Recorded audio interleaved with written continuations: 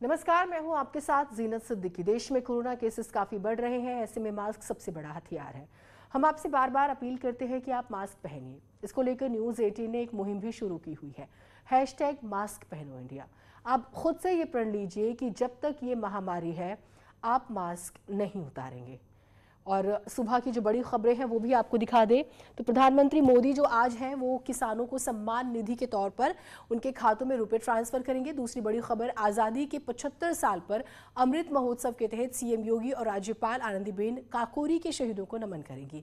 तीसरी बड़ी खबर, मिशन 2022 के तहत समाजवादी पार्टी, बीएसपी और कांग्रेस अलग अलग अभियान चलाएंगे। और चौथी खबर है, आज सावन का तीसरा सोमवार है तो शिवालयों में हर हर महादेव की गूंज सुनाई दे रही है।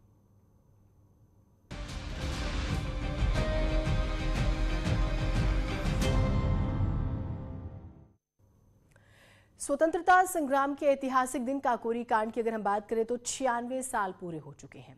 इस मौके पर सीएम योगी आदित्यनाथ आज काकोरी जाएंगे और शहीदों को श्रद्धांजलि देंगे। सीएम योगी के साथ राज्यपाल आनंदीबेन पटेल भी मौजूद रहेंगी। सुबह 10 बजे कार्यक्रम का आयोजन होगा। साथ ही प्रदेश के सभी शहीद स्मारकों पर भी कार्यक्रम का आयोजन किया गया है। आज ही के दिन 1925 में भारतीय क्रांतिकारियों ने अंग्रेजों के खिलाफ आजादी के अभियान को नई हवा दी थी। आजादी के नायकों ने काकोरी में ब्रिटिश सरकार के खजाने से भरी ट्रेन को लूटा था, क्योंकि उनके पास अंग्रेजी सत्ता से लड़ने के लिए संसाधन नहीं थे। तो योजनाबद्ध तरीके से जो है आज ही के दिन ये एक पूरी योजना बनाई गई थी, जिसमें वो नाम जो आप हमेशा सुनते आए हैं, चाहे हम राम प्रसाद बिस्मिल का जिक्र करें, अशफाकुल्ला खान का जिक्र करें, ये वो नाम है, या चंद्रशेखर का जिक्र करें, ये सभी एक आप ये समझिए कि संगठित होकर इन्होंने वो खजाना लूटा था और उसके बाद एक नई जंग की शुरुआत हुई थी।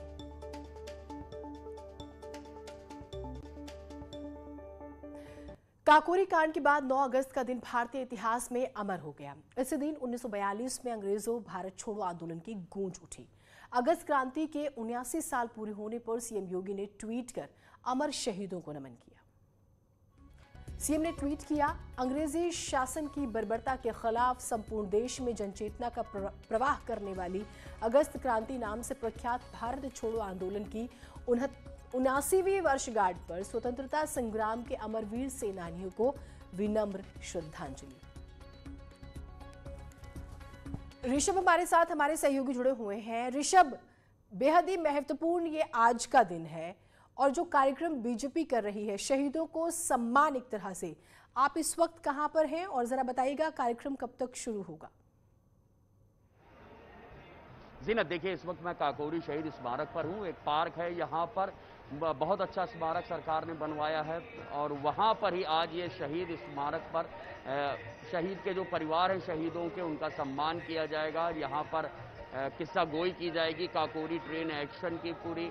यहाँ पर शहीदों को श्रद्धांजलि अर्पित करेंगे सीएम योगी और राज्यपाल आनंदीबेन पटेल। ये वही जगह है, आप देख सकते हैं, ठीक इसके पीछे ही वो जगह है जहाँ पर उस वक्त 1925 में 9 अगस्त को ट्रेन एक्शन डे किया गया था काकोरी में। अब यहाँ पर सरकारी मंच सजा हुआ है। जो लोग बलिदान हुए थे, जो शहीद हुए थे, उनको सरकारी नमन किया जाएगा। सरकार के मुख्यमंत्री, यूपी सरकार की जो राज्यपाल उत्तर प्रदेश की हैं वो भी यहाँ पर मौजूद होंगी। तो कुल मिलाकर एक ऐसा मौका है जिस पर सरकार यहाँ आना चाह रही है, दिखाना चाह रही है कि शहीदों के प्रति उनके मन में अभी कितना सम्मान है। जैसा कहा जाता है कि शहीदों की चिताओं पर लगेंगे हर बरस मेले, वतन पे मिटने वालों का यही बाकी निशान होगा। तो एक सरकारी कार्यक्रम के तहत उनको श्रद्धांजलि दी जा रही है। तमाम लोगों की भीड़ जितना यहाँ शुरू हो गई है, कुछ सांस्कृतिक कार्यक्रमों का भी आयोजन किया गया है। यहाँ पर जो पूरा ट्रेन एक्शन डे है उसको एक किस्सा गोई के जरिए इस मंच से दिखाया जाएगा। तमाम कल्चरल प्रोग्राम यहाँ पर किए जाएंगे। जो शहीद हैं उनके परिवारों को सम्मानित किया जाएगा और आज़ादी के अमृत महोत्सव के तहत ये पूरा कार्यक्रम आयोजित किया जा रहा है। चौरी चौरा का शताब्दी वर्ष है तो वहाँ भी कार्यक्रम किए गए थे। अब बारी काकोरी की आई है। राजधानी लखनऊ से चंद किलोमीटर की दूरी पर ये काकोरी। तो ऋषभ, ये बताइए कि मुख्यमंत्री, क्योंकि सुबह ये जानकारी थी कि 10 बजे तक पहुंच जाएंगे, तो क्योंकि आप वहां पर मौजूद हैं, कब तक वहां पर पहुंच रहे हैं, जरा ये बताइएगा। जीनत देखिए, हमारी जो बातचीत यहाँ पर हुई अथॉरिटी से, उनका कहना है कि 10:15 बजे कार्यक्रम शुरू हो जाएगा। 2-4 मिनट पहले मुख्यमंत्री यहाँ पर पहुँच जाएंगे, राज्यपाल यहाँ पहुँच जाएंगे। तमाम यहाँ पर जो सिक्योरिटी के अरेंजमेंट्स हैं वो पूरे कर लिए हैं। आसपास के गांव से लोगों का जुटना शुरू हो गया है। एक मंच सजाया गया, एक छोटी सी, आप इसको जनसभा भी कह सकते हैं। यहाँ पर मुख्यमंत्री योगी कुछ बोलेंगे यहाँ की जनता के लिए, आनंदीबेन पटेल भी अपने विचार व्यक्त कर सकते हैं। तो कुल मिलाकर ये एक ऐसा मौका जो था उसको एक सरकारी कार्यक्रम में तब्दील किया गया है। ये दिखाया गया है कि सरकार उन शहीदों को नमन करती है, पंडित राम प्रसाद बिस्मिल, अशफाकुल्ला खां, ठाकुर रोशन सिंह, राजेंद्र नाथ लाहिड़ी, जिनको इस काकोरी ट्रेन एक्शन में फांसी की सजा हुई थी। अब सरकार दिखाना चाह रही है कि हम उनको अभी भी याद करते हैं। उन्होंने जो बलिदान दिया था, उस वक्त उनकी जो ज़रूरतें थी, स्वतंत्रता संग्राम को आगे बढ़ाने के लिए उन्होंने यहाँ पर ट्रेन में डकैती डाली थी, सरकारी खजाने का 8,000 रुपया लूटा था और 4 लोगों को उसमें फांसी दी हुई थी। उनकी शहादत को नमन करने के लिए पूरा कार्यक्रम रखा गया। 10:15 बजे शुरू हो जाएगा ऑफिशियल कार्यक्रम। जीनत, 19 दिसंबर 1927 दिखाएंगे। बहुत शुक्रिया आपका। फिलहाल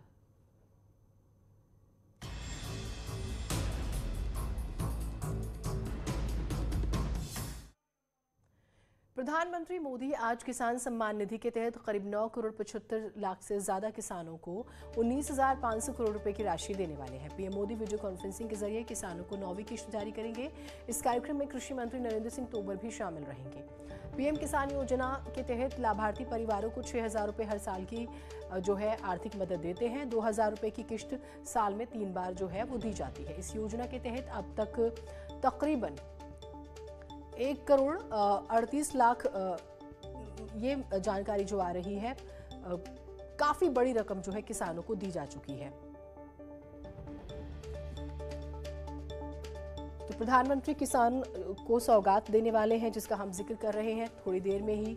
लगातार किसानों की अगर हम बेहतरी की बात करें, उसको लेकर सरकार का दावा है कि वो लगातार कदम उठा रहे हैं और उसी के तहत साल में 6,000 रुपए हर एक किसान को, उनका क्राइटेरिया बनाया भी गया है बाकायदा, और हर स्टेट ने उसकी एक लिस्ट तैयार की है और वो सेंटर तक आई है और उसके बाद जो है किसानों को ये रकम दी जाती है।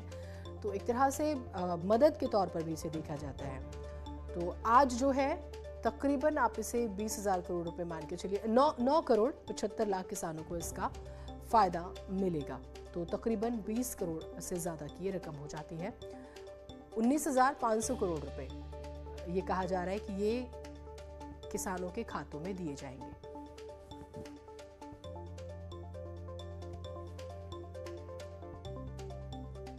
यूपी में मिशन 2022 को लेकर सभी सियासी पार्टियों ने कमर कस ली है।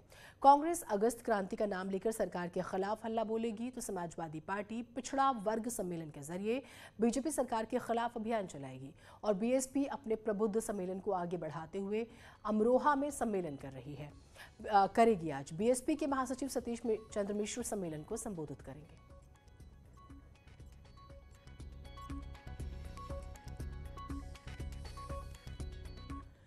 मिशन 2022 के लिए अखिलेश यादव ने नया दाव चला। आज से समाजवादी पार्टी जो है बीजेपी गद्दी छोड़ो एक क्रांति, क्योंकि ये अगस्त का महीना है, तो एक अभियान की शुरुआत कर रही है और जो कि कानपुर से शुरू होगा। ओबीसी के जरिए चुनावी एसपी का अभियान पिछड़ा वर्ग सम्मेलन से बनेगी बात। ये सवाल है कि अब जिस तरह से समाजवादी पार्टी एक्टिव मोड में आ रही है और उनका एक स्लोगन है, टैगलाइन, कांग्रेस भी यही बात कहती है कि बीजेपी गद्दी छोड़ो और समाजवादी पार्टी भी बीजेपी गद्दी छोड़ो।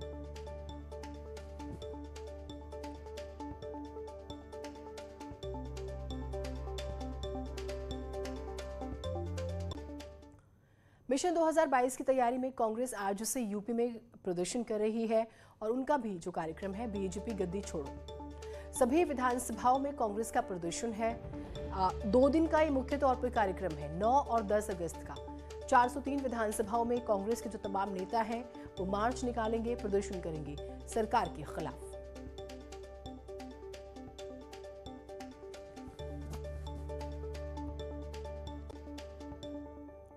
और बड़े पैमाने पर आईपीएस अफसरों के ट्रांसफर हुए हैं। 14 आईपीएस अफसरों के तबादले किए गए हैं। यूपी के 9 जिलों के कप्तान बदले गए। दिनेश कुमार जो है पीलीभीत की जिम्मेदारी उन्हें मिली है। विपिन टांडा एसएसपी गोरखपुर बने हैं। राजकरण नैयर को एसपी बलिया बनाया गया है। अंकित मित्तल जो है वो एसपी रामपुर बने हैं। अविनाश पांडे एसपी उन्नाव बने हैं। नीरज जादौन एसपी बागपत बनाए गए हैं। निखिल पाठक एसपी ललितपुर बने हैं। दीपक फूकर एसपी हापुड़ बने और Dhawal Jaiswal SP Chitrakoot. Suresh Rao Kulkarni SP intelligence. Shagun Gautam SP vigilance. Rathod Kirit जो है हरिबाई एसपी इंटेलिजेंस आगरा और Abhishek Singh SP ATS Lucknow. Pramod Kumar SP कानून व्यवस्था डीजीपी मुख्यालय। तो ये तब्दीलियां जो हुई हैं, ट्रांसफर जो हुए, वो हम आपको बता रहे हैं।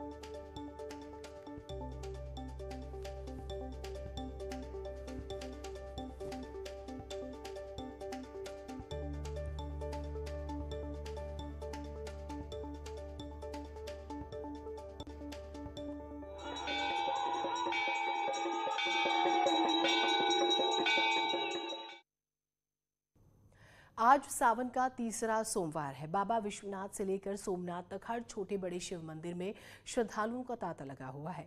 भगवान शिव का जलाभिषेक किया जा रहा है। सुबह से ही श्रद्धालु कतारों में लगकर मंदिर पहुंच रहे हैं और बाबा भोलेनाथ को बेलपत्र चढ़ा रहे हैं, पूजा कर रहे हैं। हर तरफ हर हर महादेव के जयकारे गुंजायमान है। शिवालय में कोरोना प्रोटोकॉल का भी पालन किया जा रहा है। श्रद्धालु मास्क लगाकर मंदिर में पूजा करने पहुंच रहे हैं। माना जाता है कि सावन भोलेनाथ का प्रिय महीना है और सावन के सोमवार पर व्रत रखने और बाबा का जलाभिषेक करने से सारी मनोकामनाएं पूरी होती हैं। 3 तस्वीरें आपको दिखा रहे हैं वाराणसी, मेरठ और लखनऊ से, और अलग अलग जगहों से भी तस्वीरें आ रही हैं। एक छोटा सा ब्रेक ले रहे हैं, कहीं मत जाइएगा।